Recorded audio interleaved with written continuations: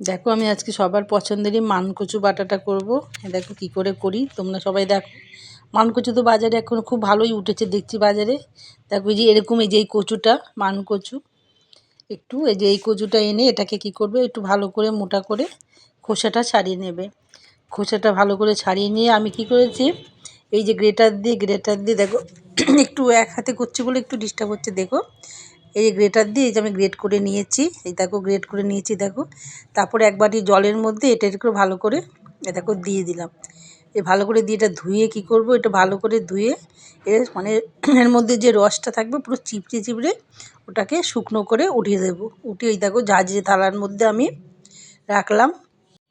ঝাঁঝরি থালার মধ্যে চিপে চিপে দেখো আমি উঠিয়ে রাখছি। এই দেখো ভালো করে এরকম করে প্রত্যেকটা যতটা আছে আমি সুন্দর করে এটাকে রস চিপে রাখলাম। এবার এর মধ্যে আমি কি দেখো কী দিয়ে বাটবো, যে সর্ষে, কাঁচা লঙ্কা আর লবণ নিয়েছি। সর্ষের সাথে একটু নুন নিয়ে নিলে এটা নইলে কি তিতকুটে ভাবটা হয় না, এই জন্য আমি ওরকমভাবে এটা নিয়ে এ দেখো মিক্সি গ্রাইন্ডারে আমি এটাকে এই যে বেটে নিয়েছি। এই দেখো এবার এর মধ্যে আমি এই যে এর মধ্যে শিলনোড়াতে বাটলেও হয়, তোমরা শিলনোড়াতেও বাটতে পারো। তাড়াহুড়ার সময় এখন সবাই মিক্সিতেই করে। যে মিক্সিতে আমি বেটে দেখো এই যে বাটির মধ্যে রাখলাম। দেখো কী পরিমাণে যে সর্ষের পরে বেটেছি বলে একটু একটু আছে দাগ দাগ। তারপর আর এক জায়গায় দেখো আমি কী নিয়েছি, নারকেল কোড়া নিয়েছি আর এই যে সর্ষে বাটাটা, তার মধ্যে লবণ আর চিনি নিয়েছি। আর এর মধ্যে আমি সর্ষের তেল দিয়ে দিলাম এই যে মানকচু পেস্টটার মধ্যে।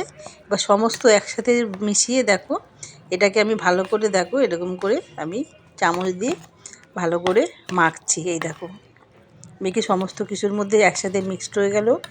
নুন চিনি একটুখানি চিনি না দিলে এটা টেস্টটা ঠিক হবে না, করে পারফেক্ট হয়েছে আর খুবই সুস্বাদু খাবার। তোমরা খেয়ে বলবে কেমন হয়েছে।